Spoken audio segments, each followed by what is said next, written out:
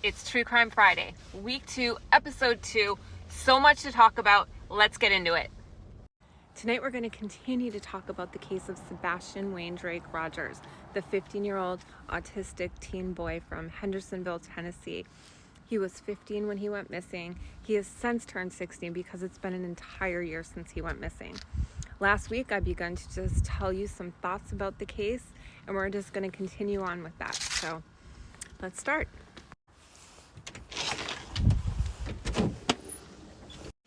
First, we need to say hi to Piper because Mama just got home.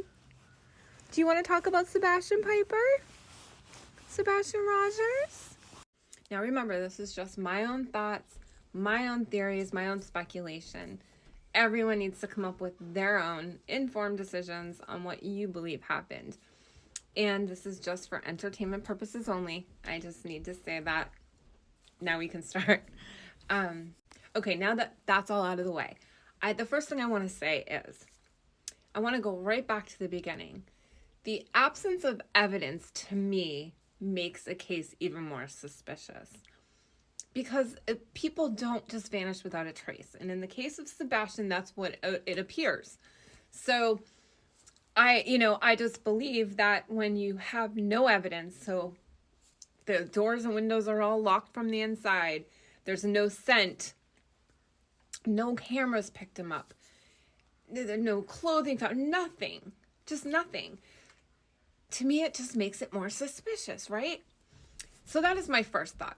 So since we're already back at the beginning, I want to touch on a few things. First of all, this week, a video came out, a surveillance video of the morning before the police were called of KatieProudfoot, the mother, driving up and down the street looking for Sebastian. But her windows were rolled up. Not only that, she was driving at a pretty fast pace for looking for somebody. And it was just a quick little drive up to a dead end, turn around and come back without having her windows down. Now, when you're looking for someone, even a pet, you would typically yell out their name or at least have your window down, stopping in between houses to look. But nothing, just kind of at a rapid pace for looking for someone, going up and down real quick, windows up. Strange. So if you've been following the case, you know that the mother and stepfather didn't call 911. They made a 3-way call to the, non-emergency line.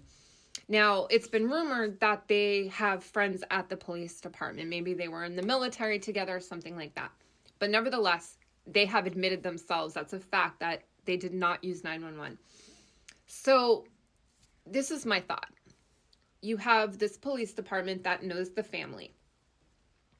Also, Chris's mother, who's a realtor in the area, so, a well-known figure, they call up.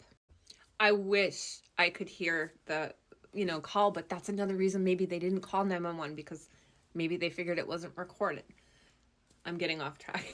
So this family that is known to the police department calls up and says that their autistic child, teen boy, has ran away.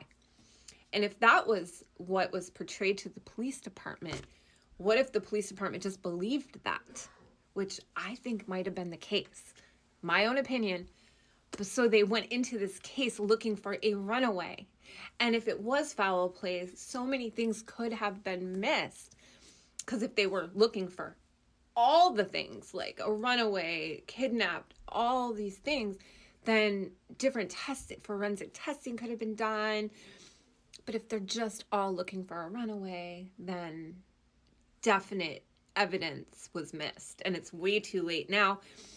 I also believe this because in the early days, they had a speaker, and the police had a speaker, and they were playing Sebastian's favorite song to kind of lure him back. So I do believe that the police were thinking that it was just a runaway. And so unfortunately, so many things were probably missed. Again, my own opinion, have to keep saying that. In the mother and stepfather's first interview, which was 8 days later, 8 days, it's just mind-boggling to me. You know, when you have a missing child, you want their name, their face out there. As a parent, you want other parents to see you, to see your distress. So people will jump into action and help find your child. But that wasn't what happened. For 8 days, they didn't speak. And then when they finally did this interview, in the interview, she says, I don't know why he walked out that door. He wasn't seen on camera.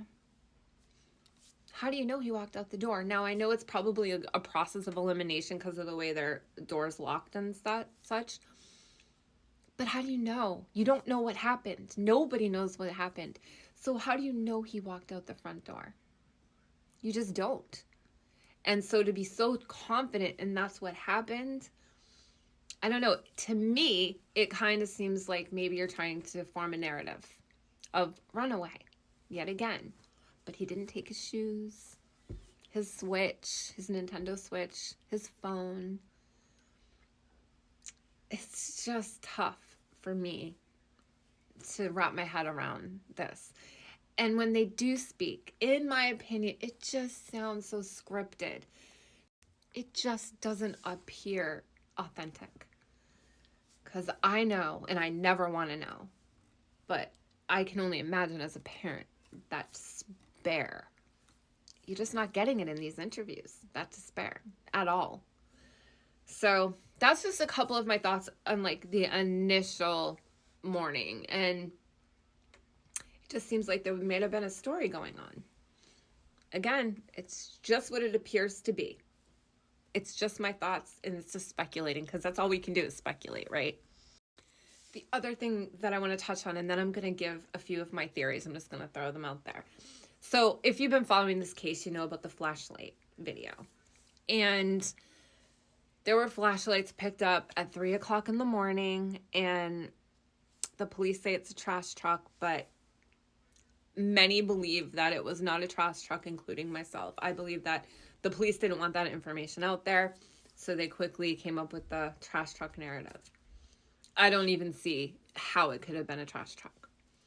So around that time, there was these flashlights in the, common area behind the Proudfoot's house at like 3 a.m.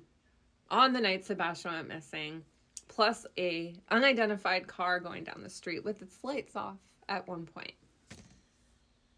Some say you could, because it's three lights, there's 3 figures.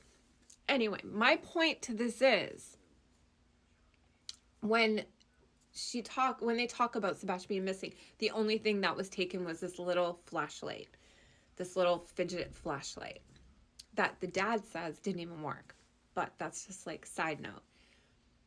What if the reason why they said that this flashlight's missing, this little fidget flashlight, it was to just cover their bases in case any kind of flashlight was picked up on camera somewhere that maybe they didn't think of? Because I can't imagine your kid's missing and you know that this little fidget flashlight's gone. Maybe if it's something really special to him. But I don't know. It is something to think about, that what if they just they wanted to cover their bases in case the flashlights were picked up. I don't know. So this is getting really long. I am going to go to a part 2. So it's too much to talk about. I will see you in part 2.